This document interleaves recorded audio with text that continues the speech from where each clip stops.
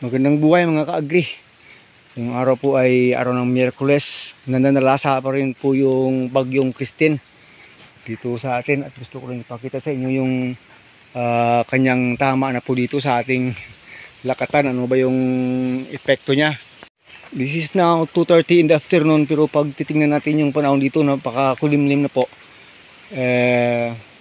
Kakatapos lang bumagsak yung malakas na ulan. Kaya ito na naman yung current situation dito. Yung mga kanal natin dito ay napuno na naman ng mga tubig-tubig. So gawin natin ngayon ay update lang po tayo sa ating area dito pagkatapos po ng dumaang malakas na ulan. At saka may hangin na rin kanina, pero hindi po naman masyadong malakas. Pero tingin ko may tinatamaan na naman ng banchitat dito sa ating lakatan. Naku, sayang naman. Wala tayong magagawa. Tingnan niyo po, puno ng tubig. May mga nakikita po tayo ditong pa isa-isang signs. Pag hindi talaga makayanan, pull out na naman at saka replant. Naku, napakadulas. Tingnan na po talaga sa tawag doon sa pagpa-farming, kasi yung kinuha kasi natin dating mga planting materials para po dito naman ay hindi naman po talaga kasi 100% na walang contamination ng banchitap. So yun mga ka-agri, dito na ako nakita na talagang ano na tawag doon 100% na kailangan na itong makuha, ma-eradicate. Kapit tayo mga ka-agri, malaking puno na sana. So ayan, banchitap na po yan po. So habang wala pang insekto dyan sa puno, lalo na po aphids, kailangan makuha na po yan dito. Sooner po ay kukunin po natin yan dito mga ka-agri. Yung dyan sa taas banda sa mga pilapil natin ay okay naman. Tingnan natin dito sa ilalim. Straw tayo, parang papatak na naman yung ulan babagsak na naman yata Nako, puro tayo putik. Putik here, putik there, putik everywhere. So pati yung napier grass natin bilis na rin lumaki. Hindi na natin maabutan. Dito yung ating second area. Nako, puno ng tubig Pero pag hindi na mamaya uulan, bukas wala na rin yan. Kasi kahit gradual lalabas ang tubig doon. Yung main canal natin dito, lalabas yan dito yung tubig. Yan po. Pero dito sa mga gitna na area, may mga stagnant po tayo dito. Hindi po ito natapos na makanalan. Canalization yung kulang dito. Ito yung magagawa. Wala pang time pa yung kulang. Ito yung second area natin dito. Tapat lang po yan diyan sa uno nating tinanim mga ka-agri. Ito ay more than 1 month na. Yung dyan po sa taas ay more than 4 months na. Pero yung nga sabi ko palagi sa inyo, late na po yan. Pero at least hindi masyadong late compare po sa ibang nagtanim ng lakatan dun sa kabila na mas maliit pa dyan sa tinanim po natin mga ka-agri. Yun, laban lang mga ka-farmers. Itong area natin, kahit na may mga natitirang tubig dito sa kanal, alam ko mabilis pong dried out yung tubig dito. Kasi nga hindi po masyadong firm yung lupa na ito dito na area. Buhagag po yan sa ilalim. Kaya hindi po magtatagal, mawawalan din ng tubig. Yung problema lang yung ulan pag continuous. Syempre tatagal po yan dito. Nag-umpisa po dati tayo magkanal yan dito, hindi lang na dugtungan pa kasi dyan po sa dulo. Nagkanal na yan tayo dito kasi alam natin ito ay ano yan dito,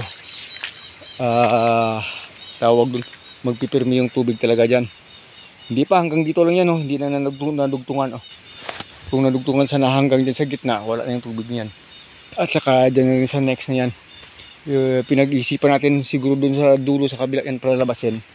Kasi pag dito medyo mahirap na. Kasi doon nakikita po natin doon yung pinakamagandang maging exit nito. Labas lahat ng tubig niyan. Pag yan na palabas ay okay na mga ka-farm, mga kakambing, mga kakalakatan, mga kabananas. So yun, ingat-ingat po tayo kasi si Bagyong Christine po ngayon ay andyan na po sa Northern Luzon area sa ngayon. Mamayang konti ay nabalitaan natin magla-landfall na. Nako, ang dami ng mga binabahang area sa ating Philippine Archipelago, kasi po napakalawak po kasi nitong radius nitong si Bagyo Christine. Halos buong Pilipinas po ay sinakop na niya. So ito po, update lang po dito. Ayan po, naghangin na naman. May hangin, hindi po kalakasan kasi wala po tayong signal dito. Yung tama lang po talaga ng ulan yung direktang nakakaapekto dito. Dilig-dilig na rin, pero pag sobra po kasi alam na ninyo, may stress na naman yung mga tanim natin. So praying na sana hindi po masyadong sosobra, lalo na po sa mga kababayan natin dyan sa Luzon area na dyan talaga dadaan yung bagyo. Mga baha na doon ay nag-uumpisa na, maraming ng mga nasirang mga bahay doon sa mga tabing ilog. Kawawa naman po sila. Praying po na sana ay makaahon po tayo pagkatapos po nito. Sana naman Pilipinas. Yan po. Ito na po talaga. So hindi na po tayo magtatagal masyado dito sa ating area. Nag-update lang tayo, naglibot lang tayo ngayong araw. Sandali. Gusto ko sana, ay akala ko may tama talaga. Tingnan nyo po. Di ba yung tsura Pero buti na lang itong next na dahon niya okay. Palagay ko pinasok ng uod din yan sa dulo. Kaya ganyan yung itsura. Mga ka-agree. Medyo matataas na po. Yan po kung siguro kung ganyan na lahat, siguro medyo magkaabot na yung mga dulo ng dahon. Pero siguro mga 3 weeks from now to 1 month from now, medyo masikip-sikip na po. Tingnan ito. Pag may isang buwan pa, talagang siguro magkakaabot-abot na yung mga dahon nito, mga ka-agree. Sana naman wala na masyadong tatamaan pa ng banshee top. Wala tayong magagawa kasi yung kinuno nating area nito talagang may contamination. Kaya ingat-ingat lang, continue lang. Kahit siguro 80% lang yung material sa talagang walang tama dito okay na yun. Kahit 20% ay matama pa rin ang banshee top, okay lang yun. Magre-rehab pa rin tayo ulit. Babagsak na naman po ang ulan, hindi na tayo magtatagal. Maraming salamat po. Bagyo Christine is on the strike. This is your friend Agritech Mix TV. Bye bye na. Ingat-ingat mga kapamilya, kapuso at saka kaibigan buong Pilipinas. Babush!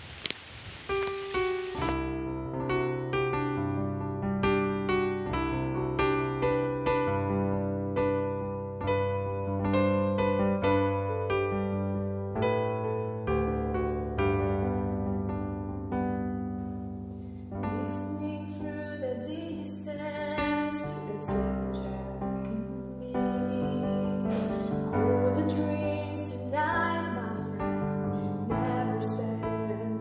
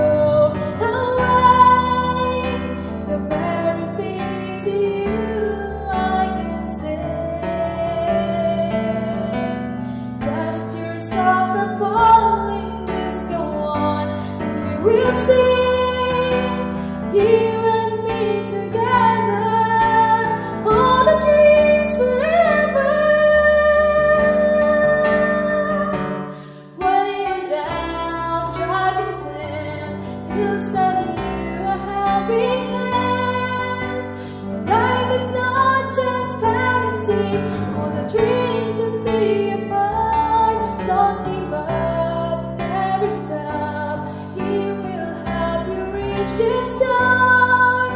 Though maybe you don't understand all the dreams and trust is hard. When your doubts try to stand, He'll send you a helping hand. But life is not just fantasy, all the dreams